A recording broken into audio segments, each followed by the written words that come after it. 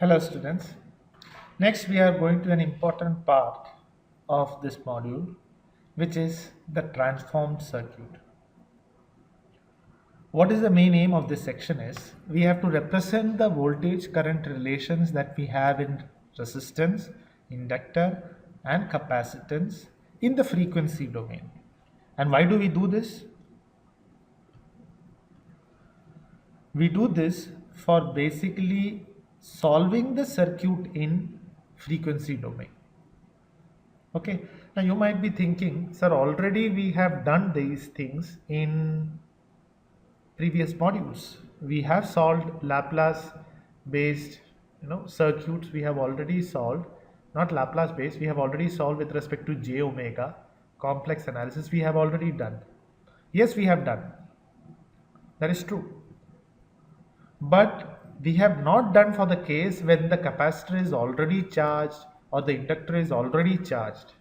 And that is what makes this section special. So let us, without wasting any time, directly go into the topic. Now, based on this equation, what we can say very directly is if there is a resistance R and if there is a voltage V of t applied, then a current I of t will flow through this resistance, and we know that in time base, okay, in time domain, we can say in time domain,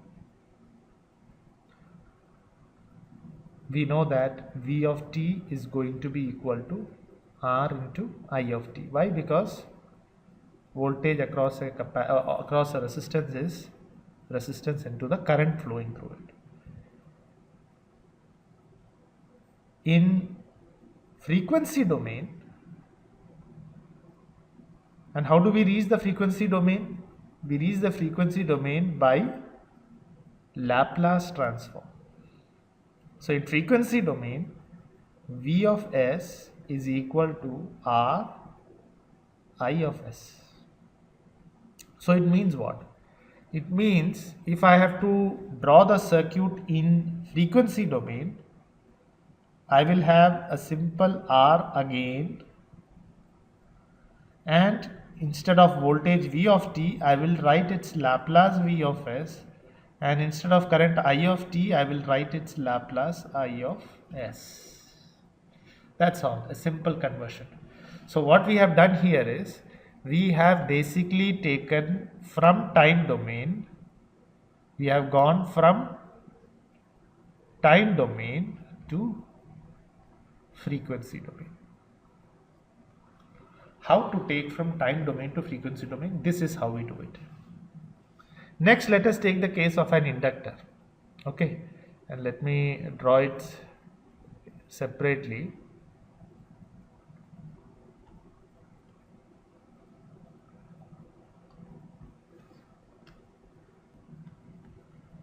So this is the circuit in time domain. So I will write in time domain. In time domain, what is the relation? V of t is equal to L di by dt, where I is basically I of t. So this is the equation. We know that when a voltage is applied across an inductor L, then we are having this particular equation, that is V of t is going to be L di by dt. Or I can even say that I of t, that is the current flowing through this, will be given by 1 by L integral from 0 to t of V of t dt plus some initial current IO. That means these are the two equations, the voltage equation across an inductor and the current passing through an inductor.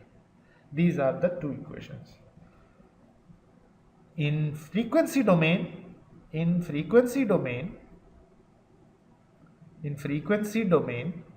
how do we reach the frequency domain? By taking Laplace transform. So taking the Laplace transform of the first equation, I will get V of s is equal to L and this one will be within bracket. We know for the case of differentiation, the time differentiation property, I will get else s I of s minus small I0, which is the initial condition, and that is given here. There is some initial current flowing through it, so that is given here. Okay, so this is the first equation, and the second equation for I of t, I will get I of s, taking the inverse Laplace transform, I will get 1 by, not inverse Laplace transform, I will get 1 by L, and integration we divide it with s, so I will write that s here, then V of s. Okay, and the second part is simply I of 0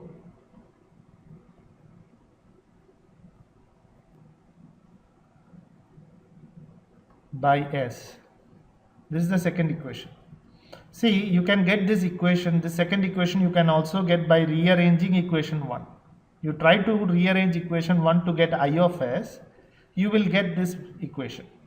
Okay, now based on this equation we will have to draw two circuits. One is for V of s and another is with respect to I of s. The equation is, because of the equation, the circuit will look something like this. So as you can see, this is a voltage equation, and voltage equation has two parts. One is this one and the other one is this one, which if I would go, I will get L into I naught, isn't it? So this part, Ls Is voltage in series with this can be drawn like this: L of Ls into the current I of s. And then the second part is not having I of s, it is only I naught, some initial current I naught and L, which is represented as a voltage value here. Okay, so now if you are having an inductor, you can convert it from time domain to frequency domain by simply writing L into S for the case of inductor, and for the case of this I naught, which is the initial current, you have to represent it by a voltage source. And always look, this direction is minus here, and that is why we have drawn it like this. If it would have been plus, I would have drawn it plus minus like this here. So this voltage will always oppose this voltage. I mean, it will always add up with that voltage. When you look, it will always add up with that voltage. Which voltage? V of s. If you take I naught the other side, it will always add, isn't it? So the voltage direction should be in such a way that it will always add. So here if it is plus, front of the element, front of V of s, it is plus, then here also front of element it should be plus. That's all. Similarly, if we go for the second equation, then for the second equation also we are having current, and that current is divided into two parts. So we know that current, if it has to be divided into two parts, it should be going as two parallel circuits, and that is what is here. So L of s into I of s, that will be the first, that is voltage Vs divided by impedance Ls, and the second element is not having any V of s, so it is represented as a current source, and that current source direction is the same direction as I of s. It is not opposing it. Okay, it is not directly, it is not opposing it, it is in the same direction as I of s. So whenever you are having an inductor, you can always convert it either into this form or into this form. You can take any one of those forms. You can convert the inductor in frequency domain to such a circuit. Next, let us look at the case of capacitor.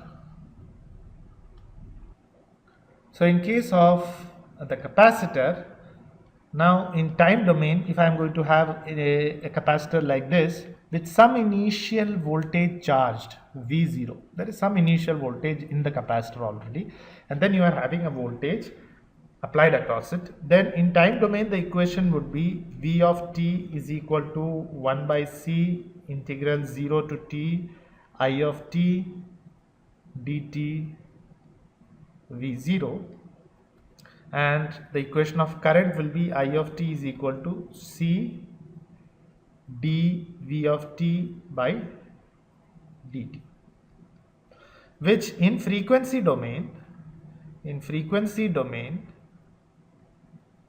by taking Laplace transform, I will get the equation as v of s is equal to 1 by cs I of s plus small v0 by s, and here it is going to be I of s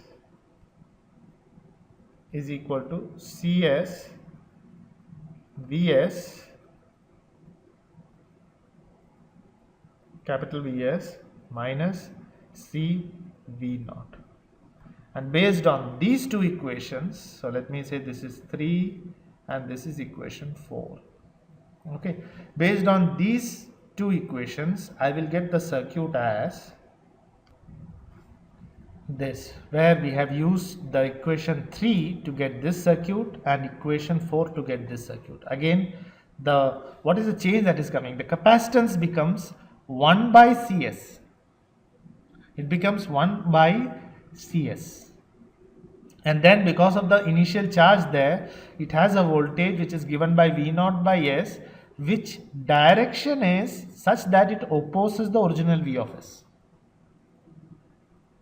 Similarly, in the current side, we are having two parallel branches. One, again we are having 1 by Cs and a current CV naught. Because of the initial charge in the capacitor V naught, we will have a current CV naught, and that will basically oppose the original current. Okay, so that is what we will have for the case of transformed circuit in the case of a capacitor, for an initial charge of V naught. So this is the transformed circuit. Thank you.